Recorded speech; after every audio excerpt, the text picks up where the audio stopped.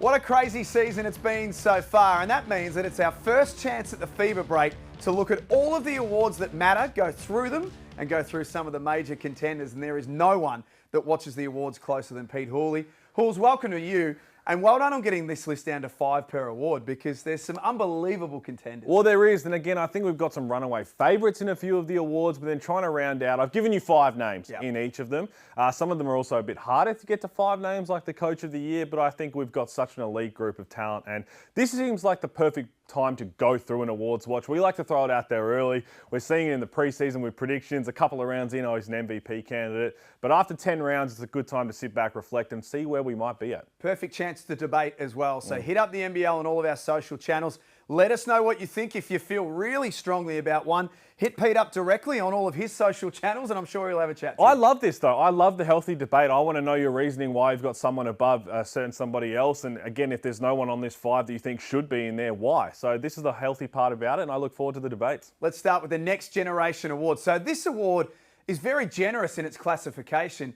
And what it means is that there's a lot of people eligible for this. Yeah, you've got to be under 25 by the time the season ends to be eligible for it, which, again, it can be a cut-off between some elite players missing out. I talk about David Johnson from Tasmania. He's so close to being eligible for this award. I know he's been injured, but you think about where he could be. But there's a lot of young, exciting players in the NBL, and because of that reason, this is going to be a hard award to win. So you've got your list of 5. This is in no particular order, but let's take a look at the list as it stands so far. Sam Menenga from the New Zealand Breakers, Karim Lopez from the Breakers as well. Jaron Riley, this story is an incredible one from Perth. Owen Foxwell and Mojave King. And I thought we should start with Mojave King, because this guy wasn't even in the league until about 4 weeks ago. Now, this is probably the one time throughout this entire awards watch where I've given Mojave King the nod. He hasn't played enough to win it right now, but he's going to. He's going to by season's end to be able to go in there and really contest for this award. I say that because a lot of people say, well, he hasn't played, put somebody else in there. So I will understand that for this, but I want to give Mojave King the nod because he's come in, injury replacement for Alex Higgins-Titcher, and he hasn't missed a beat. If you go back to the first game he played for Cairns a couple of weeks ago, his first 3 shots were ugly. And everyone was thinking, oh no. But now he's turned it around. He's shooting the 3 ball at a high rate. He's getting anywhere he wants on the floor.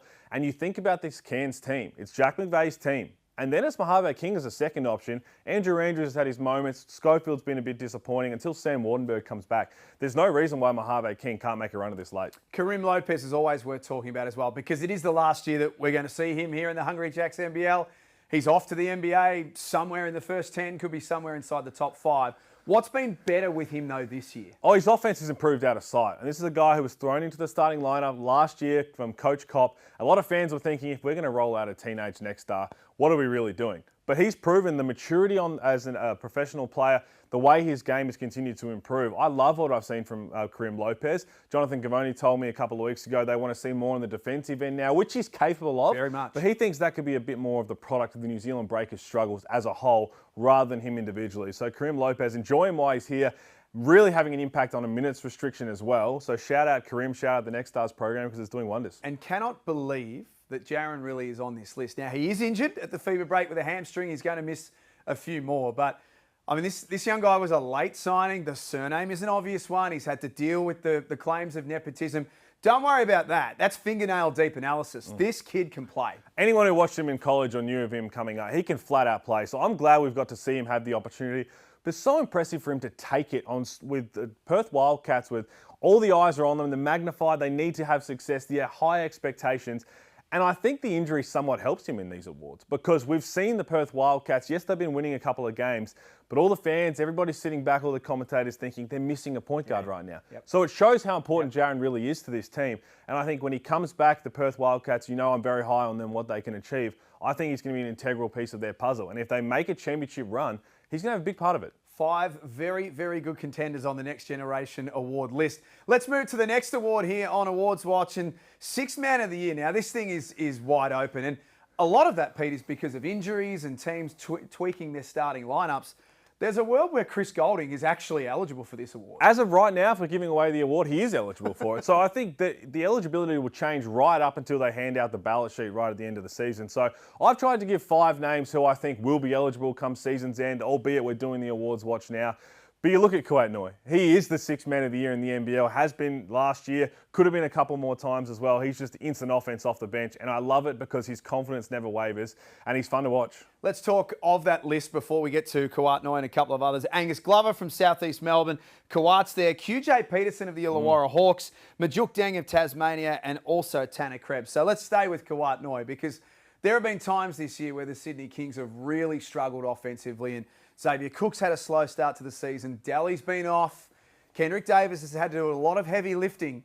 And there's been quite a few times where Brian Goorjian has gone to Kawhi Noy early and said, give us some offense. If you don't look at the starting lineups, if you just watch the Sydney Kings games from maybe 5 minutes into the first quarter until the very end of it for the last few years, you'd think he's a starter. He's a starting level player in the NBL, but his role on this team is to come in and be that spark plug, be the energy guy. He shoots the three ball at a high rate. The confidence, the team comes with him in that regard as well. So everybody loves what Kawhi Noy does. And don't forget, yes, he might be the sixth man of the year, the reigning one at that, but he is a starter-level player, and I love the way that he goes about it. Majuk Deng, you've got on that list. Now, this was one of those broad awards that we could have had another 10 names on it. But have you got Majuk Deng there because of his importance, particularly while Magne's been out? Yeah, that's one of the reasons, but also you look at what they can achieve down the stretch, right? And a lot of the awards right now for the sixth man of the year might be inflated from having starting opportunities, which Majuk Deng has. Tanner Krebs, another one I have on there. He started at the end of the year. When they do the votes and when the coaches and captains who are the ones that vote look at that, they'll see the averages. They might be inflated because of that. You don't disregard that. That just counts as part of your case to try and win the awards. I think Majuk Deng is so important to this Tasmania team.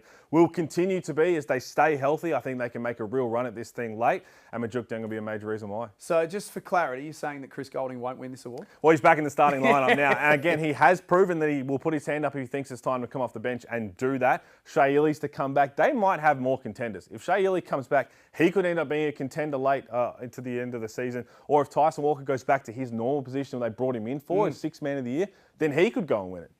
That would be strange, considering the season that he's had. Now, the most improved player, our next award here on Awards Watch, is very much beauty in the eye of the beholder. So you could throw up a bunch of different names and everyone's going to have their opinion on who's improved and why. Some use numbers, others use the eye test. When you put your five together, what were you looking for? Well, I look at there's two ways you can win this award, right? You can go from the role player to a consistent producer in the starting lineup normally, so a bench to a starting spot. And then you can go from just a guy who's doing consistent numbers as a starter to a superstar level, right? Keanu Pinter did both of those in back-to-back. He went from someone who wasn't playing to being able to be a starter by the end of the year for Cairns, and then went from a starter to an MVP candidate. They are the two jumps you can win the Most Improved Player award. I'll give him the nod more so to everybody else who's really impacted. Look at Sam Menenga, for instance. Sam Menenga right now probably has a few fingers on this award. I'll say 3 of 10 on this award. Might win a couple of awards the way he's going. He's been absolutely terrific. Yeah, he has. Let's look at your 5 then. And you've narrowed it down to 5. It's a very good effort. Sam Menenga from the New Zealand Breakers, Owen Foxwell from Southeast Melbourne, Flynn Cameron at the Adelaide 36ers, Will Hickey is rising up the boards very quickly, and also Josh Bannon from Tasmania. They're all fantastic names. Owen Foxwell, when I think most improved, I think about a guy, maybe as a journey, he encapsulates most improved. From a DP, the end of the bench, spot minutes, coming off the bench last year to now being someone that Josh King turns to lead this team. And I think you'll find that when the coaches and captains do the voting, that kind of, I guess it's a bit of the heartstrings, right? Yeah. To see the hard work that he's put in, he might get the nod more than Sam Menenga. I think they're the two leading candidates. But Owen Foxwell, testament to the hard work, continues to grind, continues to exceed expectations. You go back a few years under Simon Mitchell, they threw him into a throwdown. His confidence just stepped up, knocked a big 3 in front of the Melbourne United bench. I love seeing his growth and the fact that he could pair with Josh King, the perfect timing in his career to get the best out of him. So we knew that he was always a defensive terrier and we knew that he had nice handles. I think it's his shooting this year, Pete, and his offensive ability. Like, he's shooting that 3 ball at a really high clip now. Those are the things that he's improved on. And it's also the pairing alongside Nathan Sobey, right? We saw Derek Walton Jr. and Nathan Sobey didn't quite work out to get the best of both players, but Josh King said, hey, I love the way that Owen Foxwell plays defensively, the energy side of it. I'm going to trust him with the keys to unlock the offensive game, not just in him, but also Nathan Sobey, who's an MVP candidate, and they've been terrific. And the other names that I had up there, I mean, the Davo Hickey one, right? People will say he was arguably the finals MVP last year. Yes, but this is an award based on his entire year previously compared to where he's at now, which is almost a walking triple-double, which is why he's on this list. Sam Menenga, he is having an outstanding season. He's walking the walk after talking the talk. He said that he could be this guy. He went to Summer League. He spent some time with the Lakers. He looks like now, Pete, he is thriving in that responsibility of being one of the New Zealand Breakers' main guys. I don't want to go out and say it. You know what I'll say it. He is their main guy. And PJC might agree with that too. Parker Jackson-Cartwright is the engine room. He's obviously got the ball in his hands. But you look at the games where they can go and put teams away or get that lead. Now, they've struggled to close out games. They really have in that regard.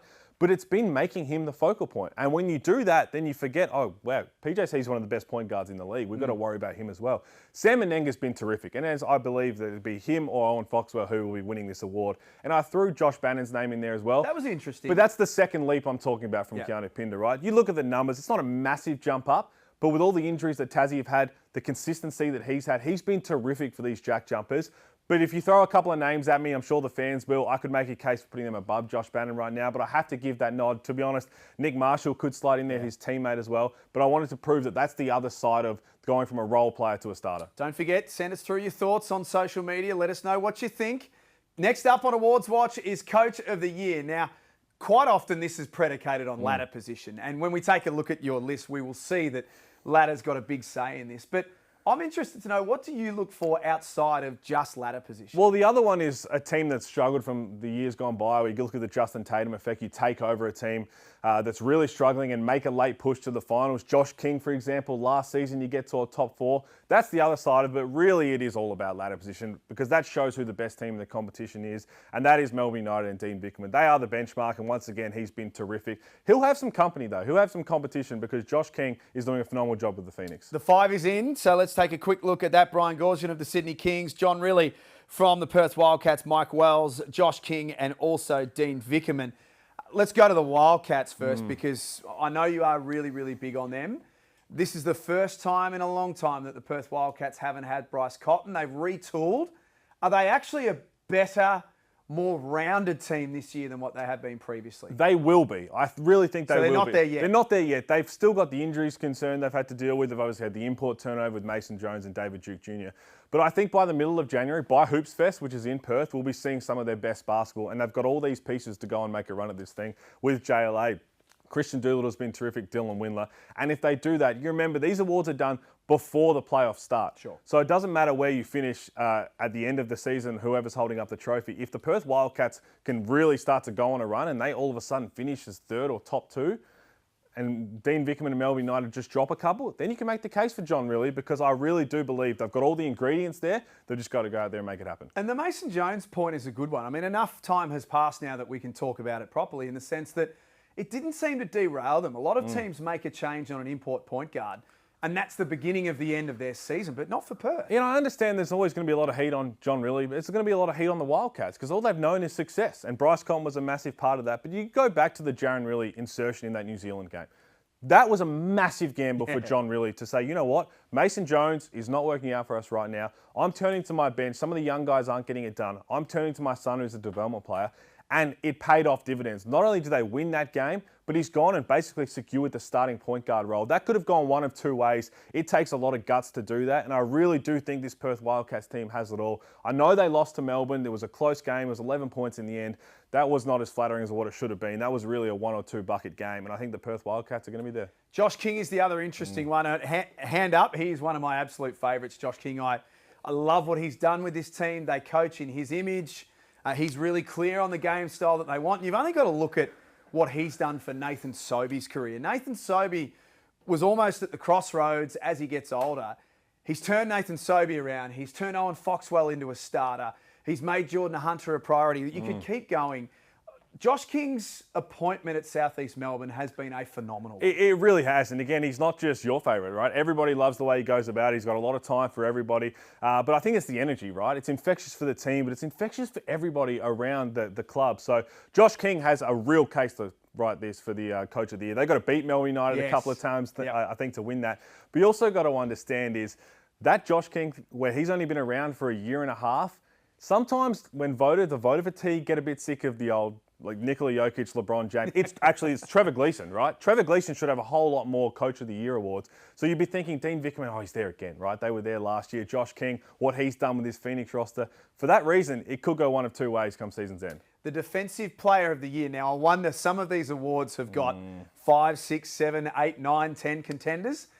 I wonder whether the Defensive Player of the Year is not one of those. I wonder whether this is down to a 2 or 3 horse race already. Oh, I think it's down to a one-man race. Is it really? I mean, this is John Brown's award to lose. It really is. You just look at the way, yes, the numbers are one side, the analytics, but Damian Martin proved it's not just about the steals, the blocks, it's the way you can impact a game. And John Brown is a menace, and I really think he'll be rewarded the right way.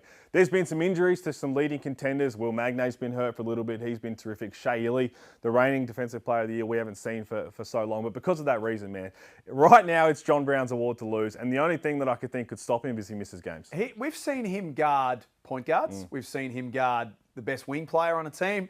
We've even seen them go really small, and John Brown spent some time guarding the bigs. Like, this guy can do it all. And again, you look at the South East Melbourne Phoenix, how elite they are defensively, and you roll out their starting 5, and you'd ask how. Nathan Sobey, are we talking about him as a defender? Owen Foxall, yes, they can defend, but like an elite defensive team, how are they getting it done? Malik Lewis has been great for them as well.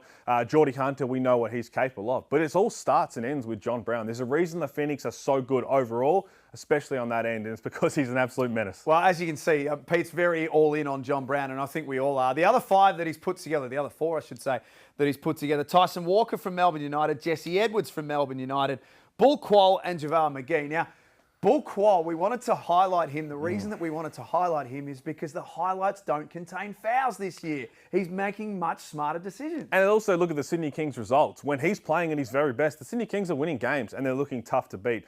Bull Quall is so important to this team. We know he's an elite defender, right? We've seen it time and time again. I love this year's version of Bull Quall, albeit we're saying this off the back of a poor showing in Tasmania. True. But you've got to look at the whole picture. And again, where they want to get to, they want to be a championship contender. He's going to have to step up and do that on the defensive end because he's had some big scalps. Much easier to have an impact when you're on the floor, right? As opposed to sitting from the bench. Exactly right. And I think he understands how important he is. It's the fine line of you don't want to bring him back too much, say, hey, Bull, tone him back too much, because then you take away what he does so well. So I think he's starting to really mature on that end. I think he'll be tough to beat. So let's get to the MVP then on Awards Watch, the one that everyone talks about as well. I think we've got a clear contender in that one. But we've had Derek Rucker's top 15 that landed late last week. And when you sent through your list, I was like, okay, a couple of these don't match up. So this is interesting. Pete's top 5 contenders for the MVP in no particular order: JaVale McGee from the Illawarra Hawks, Tyson Walker from Melbourne United, Kendrick Davis from the Sydney Kings, Nathan Sobey of South East Melbourne, and of course, the benchmark Bryce Cotton. Before we dive into a couple, Tyson Walker, talk us through that one. Well, again, this is the award out of everything else other than Coach of the Year as well. Winning matters. Winning really does matter. So the individual success, and I've got JaVale McGee in there. We'll talk about that in a bit. If we were doing the Awards Watch right now, if we were giving away MVP, he can't win it. They're sitting 9th on the ladder. He just flat out can't win it. But his numbers are insane, which is why I've got him in there, because I think the Hawks will come good at some point. But Tyson Walker, Melbourne United are the benchmark. And they are so even across the board. Chris Golding's back now. Milton Doyle has been terrific. Jesse Edwards has been terrific. But I think Tyson Walker has been the recipe for their success. He's doing it defensively. He's had those big offensive games as well. He's hit clutch shots. I think Tyson Walker's having a phenomenal season, an all-NBL first-team season.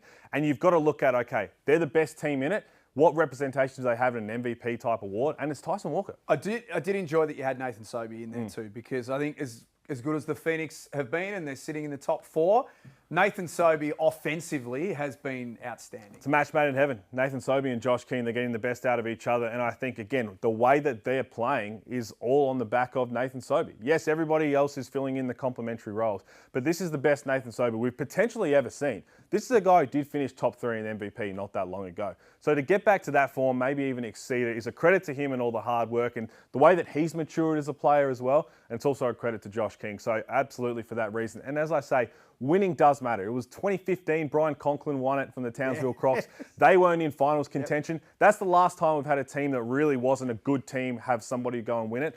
I don't think we'll have that ever again. They put way too much weight on winning. So with that in mind, as we take a look at some of JaVale McGee's highlights, I mean, we expected, Pete, that this guy's a 3-time NBA champion. Yes, he is older, but his pedigree and his ability, he was always going to come in and have a significant role in this season. But Has he been better than what you thought he would have been? Oh, no doubt. I think he's come in and he's enjoyed being able to be a focal point, right? He's been a role player for his whole career in the NBA. He was great in Puerto Rico as well.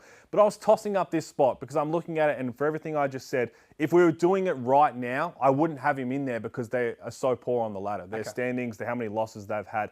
But I think they'll get a few more wins at the back end of the season. If they can sneak into the top 6, he could be a chance because the raw numbers of what he's putting up is ridiculous, which is why I gave him the nod in this 5th spot because I was tossing up Bryce Hamilton from the Jack Jumpers, and then I could even make a case for Christian Doolittle or JLA as well because I just look at the teams who have a better record, the teams who are producing a little bit more, they probably should have representation, but then you look at JaVale McGee's just raw numbers and you think, man, this guy has to get some sort of recognition. That's why I've got him in there. Kendrick Davis was runner-up last year to Bryce Cotton. Changes teams, different coaching style.